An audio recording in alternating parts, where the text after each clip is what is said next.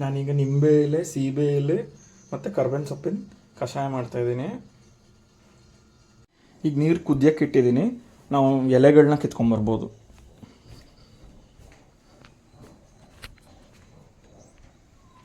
So ಇಲ್ಲಿ ಸೀಬೆ ಎಲೆ ಇದೆ, ಸೀಬೆ ಗಿಡದಿಂದ ನಾನು ಇದರಲ್ಲಿ ಒಂದು 5 ಎಲೆ ಕಿತ್ಕೋಬೇಕು. ಪ್ಲಸ್ ಇಲ್ಲಿ ನಿಂಬೆಹಣ್ಣಿನ ಗಿಡ ಇದೆ, ಇದರಲ್ಲೂ ಒಂದು ಚೆನ್ನಾಗಿರೋದು ಒಂದು 5 ಎಲೆ ಕಿತ್ಕೋಬೇಕು. ಪ್ಲಸ್ ಇಲ್ಲಿ ಕರ್ಬೇವಿನ ಸೊಪ್ಪಿನ ಗಿಡ ಇದೆ, ಕರ್ಬೇವಿನ ಸೊಪ್ಪಿನ ಕೂಡ ಒಂದು 2 ಎಸ್ಲಾದರೆ ಸಾಕು ಇದರಲ್ಲಿ. ಇಲ್ಲಿ ನೋಡ್ಬೋದು ಫ್ರೆಶ್ಲಿ ಪ್ಲಕ್ಡ್ ಸೀಬೆ ಎಲೆಗಳಿದೆ 5, ಮತ್ತು ನಿಂಬೆ ಎಲೆ ಇದೆ, ಇದು 5 ಇದೆ, ಮತ್ತು 2 ಎಸ್ಲು ಕರ್ಬೇವಿನ ಸೊಪ್ಪಿದೆ. ಈಗ ನೀರು ಮರಳ್ತಾ ಇದೆ, ತುಂಬ ಬಾಯ್ಲ್ ಆಗಬಾರ್ದು.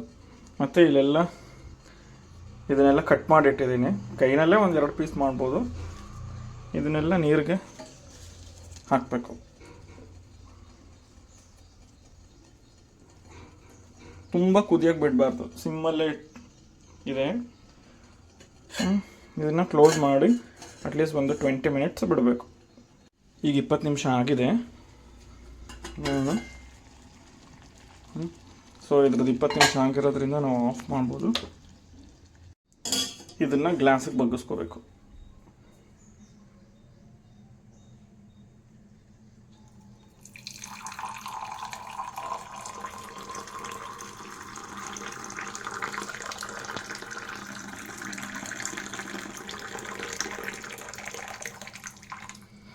ನಾವು 1.5 ಗ್ಲಾಸ್ ಹಾಕಿದ್ದೆ, ಆದರೆ 1 ಗ್ಲಾಸ್ಗೆ ಬಂದಿದೆ ಇದು. ಸೊ ಇದನ್ನು ಬೆಚ್ಚಗಿರ್ಬೇಕಾದ್ರೇ, ಗಂಟ್ಲಿಗೆ ಹಿತವಾಗಿರ್ಬೇಕಾದ್ರೇ ಕುಡಿಬೇಕು. ನಿಮಗೆ ಈ ಕಷಾಯ ಕುಡಿಯೋದ್ರಿಂದ, ಸೀಬೆ ಎಲೆದು ಕಷಾಯ ಕುಡಿಯೋದ್ರಿಂದ ನಿಮಗೆ ಶುಗರ್ ಕಂಟ್ರೋಲ್ ಇರ್ಬೋದು, ಡೈಜೆಸ್ಟಿವ್ ಹೆಲ್ತ್ ಇರ್ಬೋದು, ವೆಯ್ಟ್ ಲಾಸು, ಇಮ್ಯೂನ್ ಸಿಸ್ಟಮ್ ಚೆನ್ನಾಗಾಗುತ್ತೆ. ಮತ್ತು ಈ ನಿಂಬೆಹಣ್ಣಿನ ಎಲೆ ಮಿಕ್ಸ್ ಮಾಡೋದ್ರಿಂದ ಅದಕ್ಕೆ ನಿಮಗೆ ಇನ್ಫ್ಲಮೇಷನ್ ಇರ್ಬೋದು, ಮತ್ತು ಸ್ಕಿನ್ ಹೆಲ್ತ್ ಇಂಪ್ರೂವ್ ಆಗುತ್ತೆ, ರೆಸ್ಪಿರೇಟ್ರಿ ಹೆಲ್ತ್ ಇಂಪ್ರೂವ್ ಆಗುತ್ತೆ, ಬ್ಲಡ್ ಶುಗರ್ ಮ್ಯಾನೇಜ್ ಆಗುತ್ತೆ, ಕಾಫು ಕೋಲ್ಡ್ ಎಲ್ಲ ಇದ್ದರೆ ಕಮ್ಮಿ ಆಗುತ್ತೆ.